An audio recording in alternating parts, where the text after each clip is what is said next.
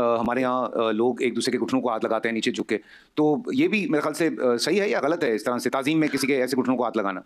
देखिए, कब्र की ताज़ीम इस हवाले से करना कि उसके आगे हथे रुकू झुके हैं, ये तो खुद आला हज़रत अहमद रिज़वी साहब, जिनकी तरफ ये सब लोग अपने आप को मंसूब कर रहे हैं, उन्होंने भी लिखा है अहकाम शरीयत अपनी किताब में, कब्र के सामने झुकना हथे रुकू कि आपके हाथ अपने घुटनों तक पहुंच जाए, ये हराम है। और उन्होंने कहा कि कब्र का बोसा लेना भी हराम है। आप अंदाजा करें। तो अब जिन लोगों ने अपने आप को उनके साथ मंसूब किया हुआ है, तो उन्हें देखना चाहिए कि उनके बड़ों ने क्या तालीम किया। और फिर बड़ी हैरानकुन बात है कि ये लोग इस तरह के पीरों फकीरों को तो इतना प्रोटोकॉल देते हैं, बल्कि कई लोग तो अपने बच्चों को ज़बह कर देते हैं, इनके पीछे अपनी दौलत लौटा देते हैं। और घर में जो सबसे बड़े पीर माँ-बाप बैठे हुए हैं, उनकी इज्जत ही नहीं करते। कुरान हकीम में 5 मकामात पर अल्लाह ने तौहीद के बाद सबसे बड़ा हक इस प्लेनेट अर्थ पे माँ-बाप का बताया। उनके साथ ये मिसबिहेव करते हैं, उनके हाथ चूमने के लिए तैयार नहीं होते। माँ-बाप के आप हाथ चूम सकते हैं, लेकिन हद्दे रुकू तक झुके बगैर उनके हाथों को उठाकर चूमें।